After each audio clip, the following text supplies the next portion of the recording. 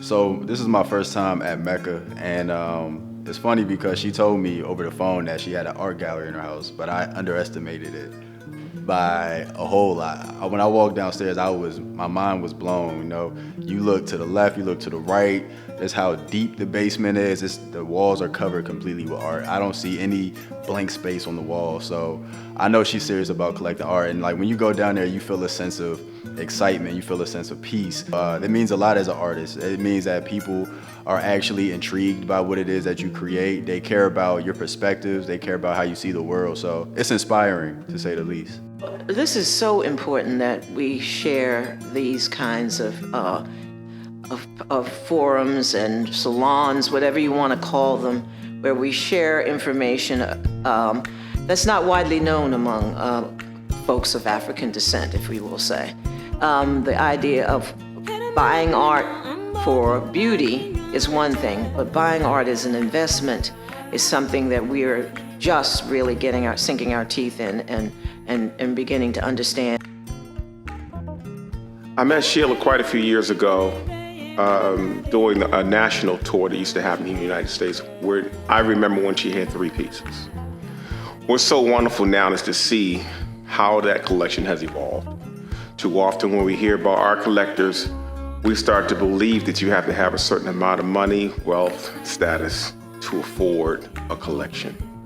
And I was once told by a wise friend of mine that if you have 3 pieces at home, you have a collection. You know? So it's about education. Art is about education. I'm an artist myself, so I've been blessed that artists have gifted me works. I've purchased works. I have my own personal collection that's about 500 pieces that are not my works and not my father's works. So this just shows you we are all very dedicated to securing this work. And I have a son and a daughter. It's a legacy thing for me. Art is one of the things that I appreciate. It's one of the things you can build legacy with, and it should be passed down to someone. To preserve our history as people of color and to pass that history on to the generations coming behind us. I think it's also vitally important to create legacy and to provide an inheritance to our children and our grandchildren, and to share with them the importance of the creative talent that is the African American experience. I think as a people, especially in this current climate, unfortunately, a lot of times people want to wear their wealth, and what they're wearing is temporary. And what we're talking about with Black art is something that will appreciate with value. People want to drive Teslas and Mercedes-Benz, and what they fail to realize is as soon as they drive it off the lot, it has depreciated in value greatly. Conversely, Black art does not do that. It appreciates in value.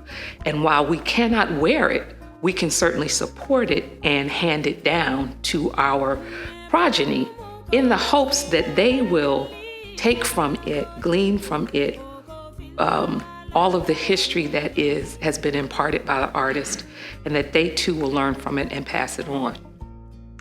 My first impressions of seeing Dr. Wright's gallery, not to be trite, but impressive. I mean, there's just really no other word to describe the years of dedication and hard work that have gone into amassing a collection of this magnitude, and it really is a broad-ranging collection that goes from some of the masters to a number of contemporary artists, a number of which I'm a huge fan of. And I've also learned a little bit about some artists that I didn't know much about, so I've been inspired. I thought it was pretty interesting. My first time doing something like this, and knowing that there is a Black community of art collectors and art enthusiasts, it was good to see that and learn a little bit more about that. Well, there were a couple pieces. Actually, there was the first one I saw was an I Am a Man nod. I think it was by George Hunt, something like that. And I'm a labor union member. So, you know, I'm actually a member of that same union where those sanitation workers went on strike to declare their humanity with that big sign that now has become pretty much synonymous with the labor movement. So that was really interesting to me. There was also another piece called Contemplation.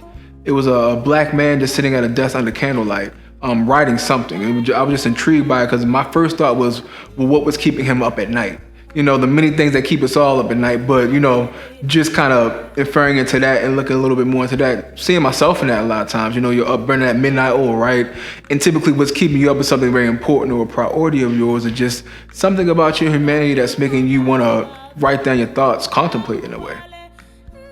I think now, having met her, we are hoping she can become a mentor in this as we, you know, get more into understanding how to purchase Black art and understand its value and understand how to incorporate it into our lives. So this was awesome.